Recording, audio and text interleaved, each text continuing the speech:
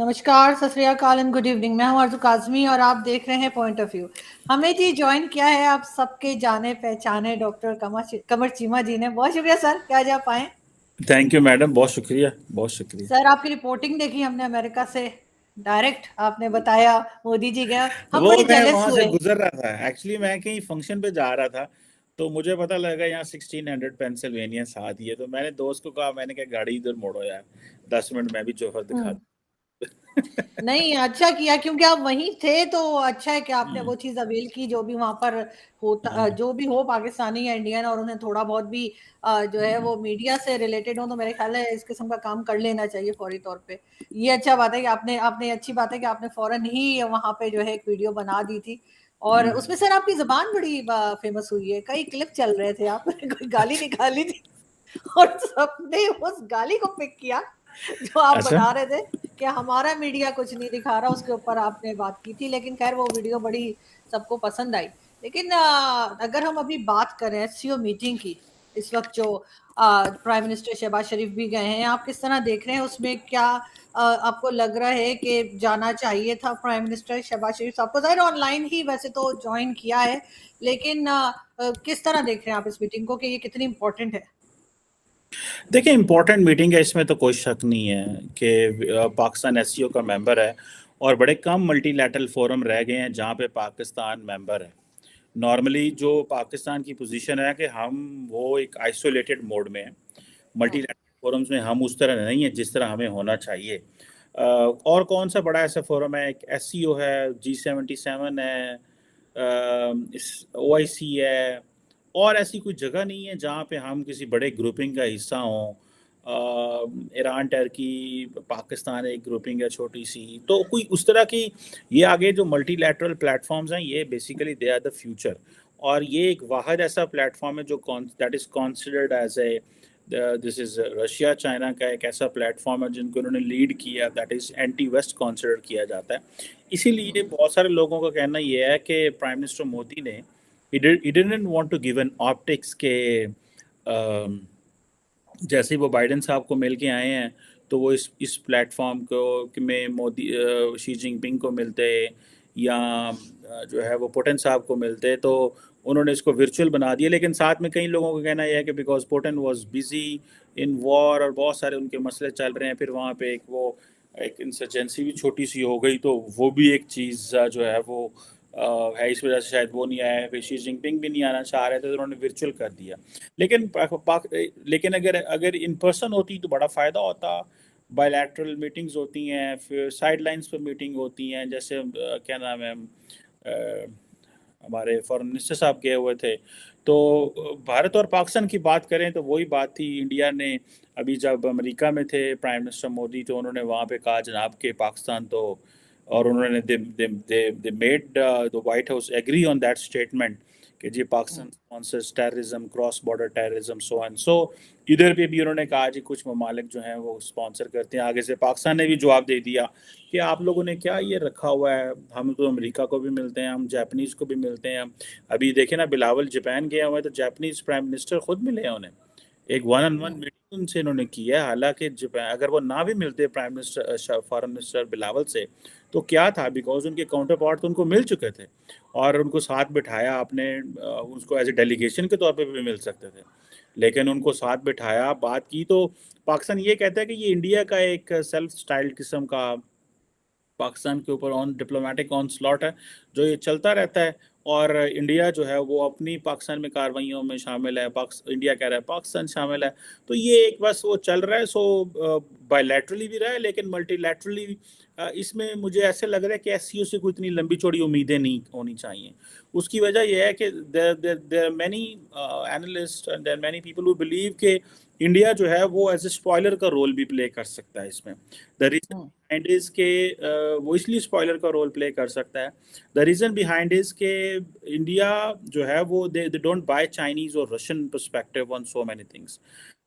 सो लेकिन India itself is so much important that it can not be ignored as well, कि आप इसको ignore भी नहीं कर सकते, because Chinese part bilateral trade भी अच्छी है, रशिया का भी मेन पार्टनर है।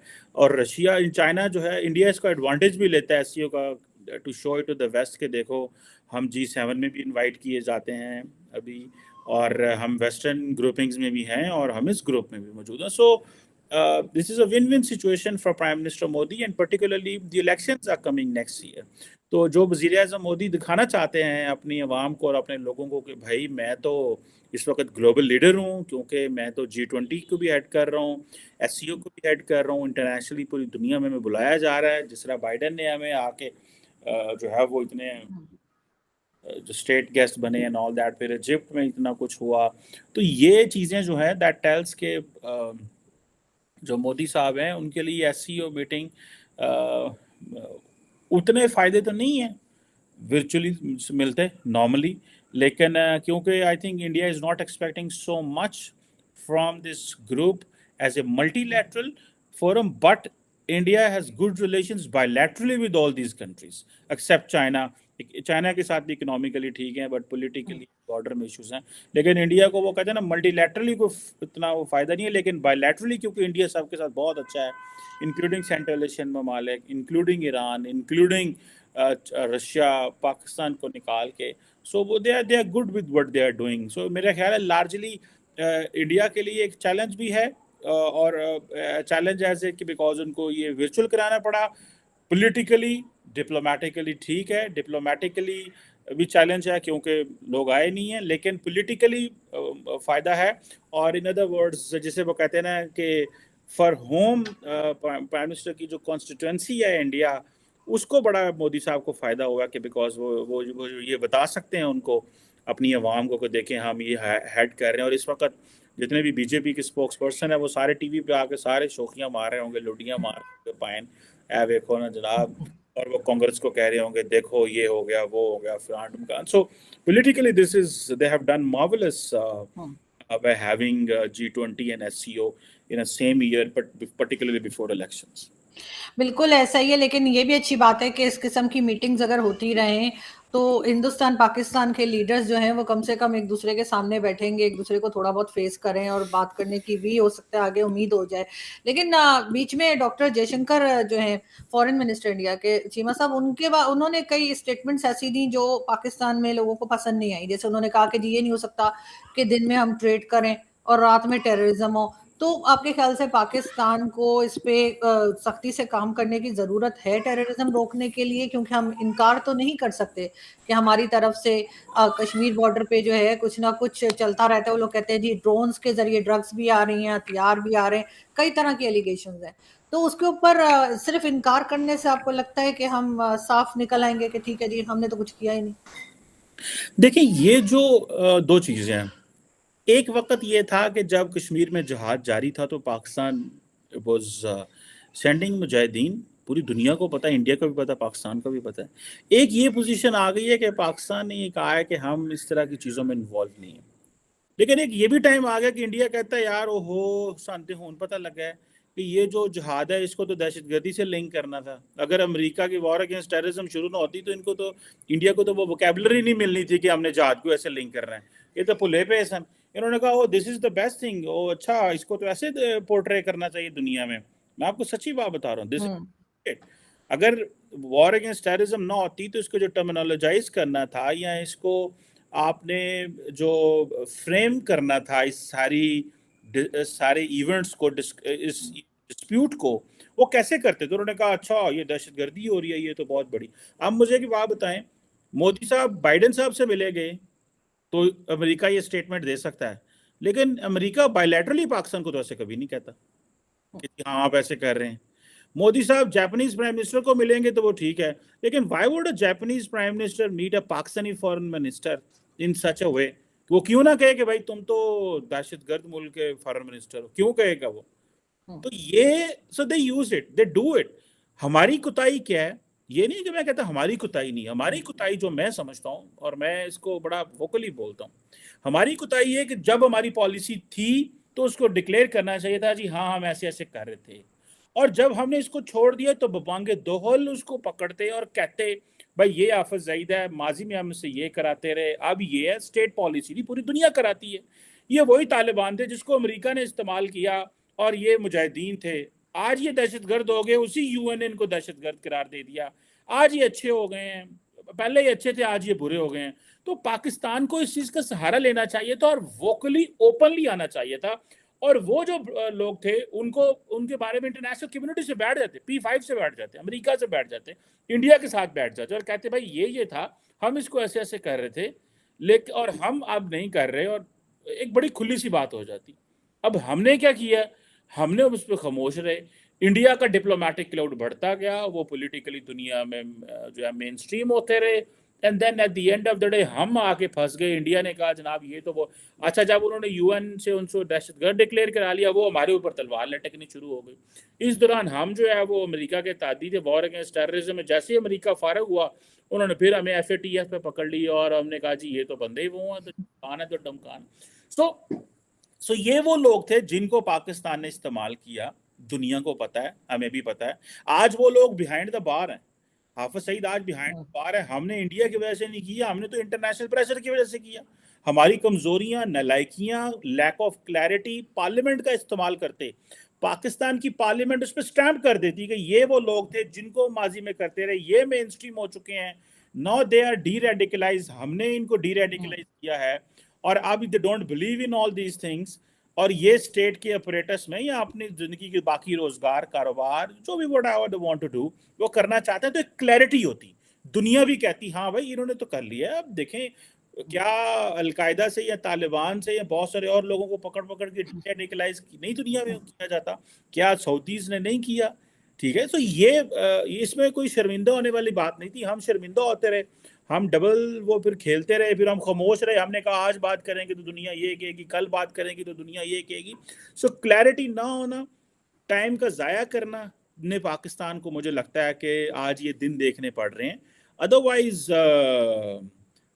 लोग अपने ग्रुप्स इस्तेमाल करते हैं। कुलभूषण यादव साहब जो हैं इतने कोई लूडो तो नहीं खेड़ते हैं बलूचिस्तान, या कोई इधर कोई गुल्ली डंडा तो नहीं खेड़ना है जी। He was doing his work, he was funding people to okay हालात खराब करो यहाँ पे। आज भी जो बलूचिस्तान में इधर उधर जो ग्रुप्स हैं जिनको जो लगे हुए हैं वोकली, वो कहाँ से पैसा आता है? वो कोई उधर से बलूचिस्तान जो सोना बेच देने किधरे किधरे या तो काट काट के, या कोई उनके उनके बच्चे कोई अमेरिका या लंदन या दिल्ली या कहीं और में कोई डॉलर भेज रहे हैं उनको। इधर से ही खित्ते से ही पैसे जाते हैं। इंडिया अपना काम कर रहा है, इंडिया को समझ आ गई है this is the best way. थोड़े पैसे लगा के मसरूफ रखो, जैसे पाकिस्तान थोड़े पैसे लगा के इतनी बड़ी स्टेट को मसरूफ रखता रहा। आज इंडिया को समझ आई, थोड़ी लेट समझ आई है उनको कि हाँ जी यही पैसे, यही स्ट्रेटजी इस्तेमाल करो। इन्हीं लोगों को, वही जो आज फॉर एग्जाम्पल अगर आई don't subscribe and not do it, आज अगर पाकिस्तान मणिपुर में जो कुछ हो रहा है वहां पे देखे ना, वो इंडियन फौजी रो रहे हैं। वो कह रहे हैं मोदी साहब मणिपुर के बारे बोलते कोई नहीं, छत्तीसगढ़ में क्या हो रहा है। सो अगर पाकिस्तान उसको सपोर्ट करेगा तो I don't subscribe to this. मैं नहीं समझता ये ना कोई वाइज स्ट्रैटेजी है, ना पाकिस्तान कर सकता है, ना करना चाहिए, ना कर रहा है। तो ये तो अब थोड़े पैसे लगा के वहां पे आग लगा सकते हैं ना। सो इंडिया भी इस चीज को, जब जैसे जैसे अफगानिस्तान में TTP थी, बहुत सारे और ग्रुप्स थे, तो इंडिया अभी ह्यूमैनिटेरियन सपोर्ट कर रहा है अफगानिस्तान में। तो क्या कर रहा है वहां पे? इंडिया को कितना प्यार है अफगानिस्तान से, कितनी को मोहब्बताने होते। मोहब्बत कोई नहीं होती, अपना इंटरेस्ट होता है। Nations go for the national interest, और उससे रिटर्न में क्या मिलेगा? क्या वो कल को अफगानिस्तान की फौज को ट्रेनिंग दे सकते हैं, जो कि मुल्ला यकूब ने ऑलरेडी, उनके डिफेंस मिनिस्टर ने कह दिया कि हाँ हमें मौका मिला तो हम इंडिया जाएंगे, डिफेंस ट्रेनिंग करेंगे। तो मुझे लगता है कि ये पाकिस्तान ने सिर्फ लैक ऑफ क्लैरिटी थी, कुछ भी नहीं था। ना इसमें घबराने की बात थी, ना कोई शर्मिंदगी की बात थी, ना कोई परेशानी की बात थी, ना ही हमें दुनिया ने कुछ कहना थी। अगर कहते तो पूरी। और फिर एक और बात भी है ना आरजू, प्रॉब्लम ये है कि यहाँ पे सिविल मिलिट्री डिवीजन है। जो चीज अब सियासतदान जो हैं, अब मुझे बताए ना, राजनाथ सिंह ने कल बयान दिया, उसने क्या जनाब हम मारेंगे, घुस के मारेंगे, ये करेंगे वो करेंगे, लड़ाई मणिपुर होंडई ये बंदे उथे मार देने पे ओ पाकिस्तान की गल्ला कर रहा है राजनाथ सिंह साहब। क्यों? उन्हें पता कुछ जवाब ही नहीं होना। ये सारे सोचते हैं। इमरान खान कहता मैं क्यों बोलूँ, ये तो फौज का मसला है। बाकी सियासतदान, बिलावल साहब वो वैसे जरा कम बोलते हैं, वो क्योंकि इंटरनेशनल लीडर बन गए, फॉरेन मिनिस्टर बन गए हैं। बाकी लीडर शेख रशीद वैसे फौज तो नाराज है, तो बोले कौन? सो कोई बोल जवाब ही नहीं देता, वो जो बोलते हैं और जो करते हैं। सो मुझे ऐसा ये और फिर देखें जो स्टेट होती है आज, देखिए अगर राजनाथ सिंह बयान देगा तो कोई क्यों नहीं जवाब दे रहा है? क्वेश्चन है ना पाकिस्तान से। यहाँ से लोग जवाब दिया करते थे बेशक जैसे तैसे भी, या पाकिस्तानी मीडिया पे दिखाए, लेकिन आज नहीं, कल नहीं दिखाते। ठीक है, सो ये इसकी भी लॉजिक है। तो मुझे मुझे ऐसा लगता है कि हमने बस जैसे मैंने अभी मिसाल दिया आपको कि बिलावल भुट्टो जरदारी को यही जापानीज प्राइम मिनिस्टर कशीदा सब होस्ट कर रहे हैं और बिठा के बातें कर रहे हैं। यही जापानीज प्राइम मिनिस्टर जब इंडिया आएगा तो इंडिया के प्रेशर पे कहेगा जी हाँ पाकिस्तान को ये क्रॉस बॉर्डर टेररिज्म स्पॉन्सर नहीं करने चाहिए। लेकिन ये मसला जापानीज बायलैटरली तो नहीं उठाते, अमेरिकन बायलैटरली तो पाकिस्तान से नहीं उठाते। तो इट मीन्स कि वो फिर इंडिया का प्रेशर है। हमने अपनी चीजें जो है वो हमने कियोटिक सी रही, तो आज फिर एक लेकिन सर हो सकता है बस इसलिए नहीं बोलते हो क्योंकि चाहे वो जापानीज हो या अमेरिकन हो, भुगतना उन्हें तो नहीं पड़ रहा ना। हमारे यहाँ से जो कुछ हो रहा है, ये जो so called non state actors बोला जाता है, और फिर मुंबई अटैक और उड़ी और पुलवामा और पता नहीं क्या क्या, जो एक लंबी लिस्ट है, वो भुगती तो इंडिया ने। तो इंडिया ही बोलेगा ना, इंडिया के लिए कोई और क्यों बोलेगा? किसी को क्या पड़ी है अगर इंडिया में नुकसान हो रहा है? तो अमेरिका को भी कोई वो नहीं, अमेरिका को तो हमारे हमारे से काम रहता है, कभी अफगानिस्तान के लिए, कभी कहीं और के लिए, और इसी इसी किस्म कभी चाइना के लिए। तो इस तरह की चीजें तो हम प्रोवाइड करते रहे हैं। तो जाहिर है भुगता तो इंडिया ने, नुकसान उनका हुआ, जाने उनकी गई है, तो वो तो हर जगह बोलेंगे। नहीं नहीं मैडम, मैं देखिए मेरी बात सुने, मैं इसमें नहीं भुगतना किसने होता और किसने नहीं होता। आज पाकिस्तान भुगत रहा है तो कौन हमारे लिए बोल रहा है? हम पॉलिटिकली इनकरेक्ट है ना। आज दुनिया में केस कोई नहीं सुनता। आज हमारी पोजीशन जो इंडिया की है वो पाकिस्तान की होती तो दुनिया हमारे हक में बातें कर रही होती। सो हम पॉलिटिकली इनकरेक्ट हैं, फाइनेंशियली बर्डनड है, दुनिया के ऊपर कोई भी नहीं, ओआईसी भी आपका साथ छोड़ गई। तो बात तो सिर्फ ये है ना, हमने क्या हम नहीं भुगत रहे यहाँ पे? तो ये सारी को होम ग्रोन सारा को मसला तो नहीं है। आप क्या समझती हैं कि India is silent on what's going on? India का कोई हाथ नहीं इस चीज में। या इंडिया को देख रहा है क्या कह रहा है, वो कह रहा है ठीक है यार हमें तो पता ही नहीं है पाकिस्तान किधर है। उनको सारा पता है वो क्या कर रहे हैं। वो भाग भाग के अफगानिस्तान में आटा भेज रहे हैं, वो ये कर रहे हैं, तो उधर क्या उनको नहीं पता है? एक ह्यूमैनिटेरियन सपोर्ट सिस्टम रखा हुआ अफगानिस्तान में, तो वो क्या कर रहे हैं? ह्यूमैनिटेरियन सपोर्ट सिस्टम ऑब्वियसली काम भी कर रहा है, इंटेलिजेंस भी प्रोवाइड कर रहा है, ह्यूमैनिटेरियन सपोर्ट भी दे रहा है, and as a country they should do it, and that is very advisable. अगर मैं इंडिया की जगह पे होता तो मैं भी ये कहता, हाँ यार अफगानिस्तान को और एड दो, सपोर्ट दो, अपना वहां पे एक मिनिमम स्केल के इंटेलिजेंस ऑपरेटर्स भी रखो ताकि पता चले वहां पे क्या हो रहा है, डिफरेंट स्टेक होल्डर्स क्या कर रहे हैं। तो ये this is how Nations do. इसमें कोई पाकिस्तान को परेशान होने वाली बात नहीं है।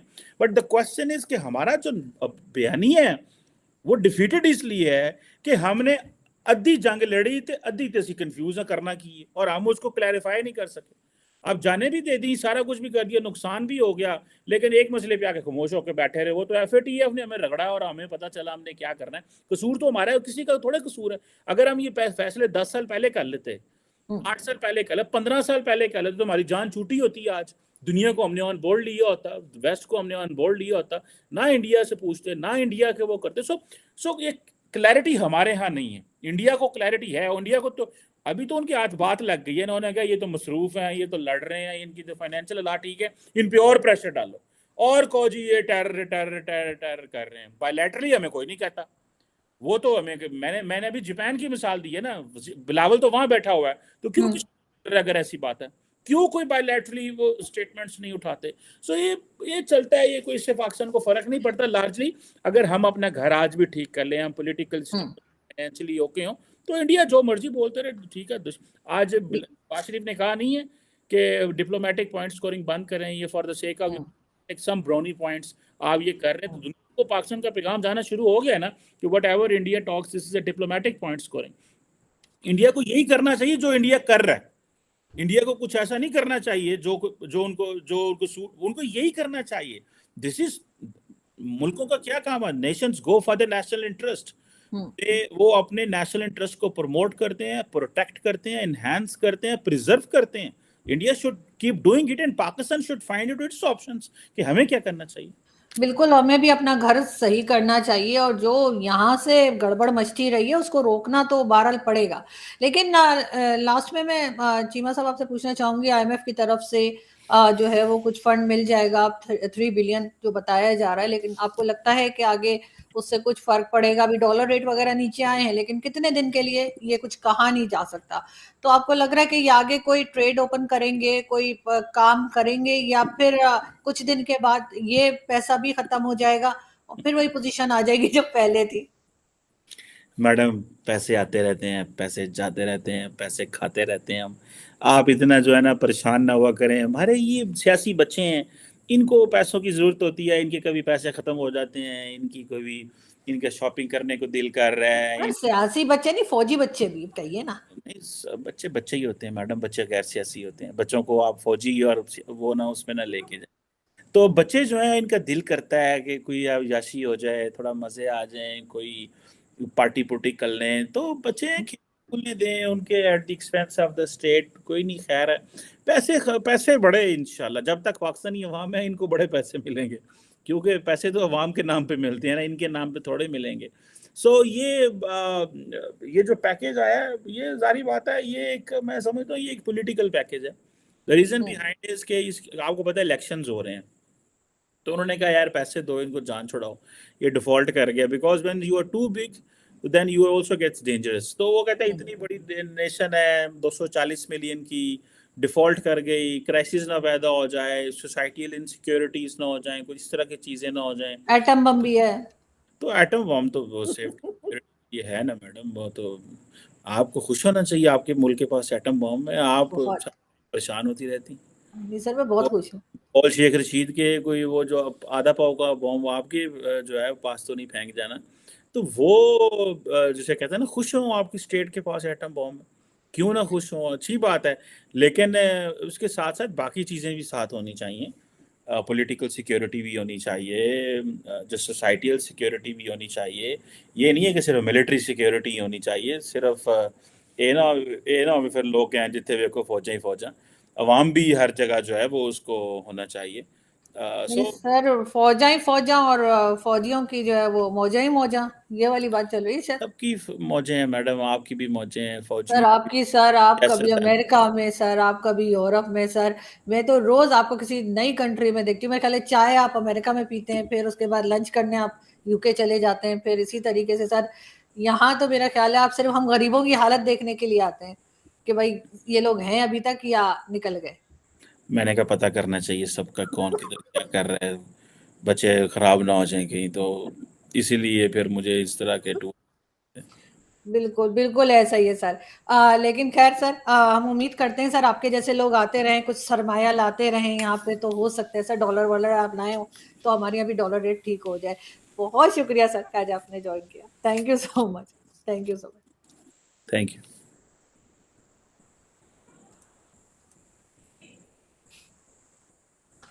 जी। जी। ओके।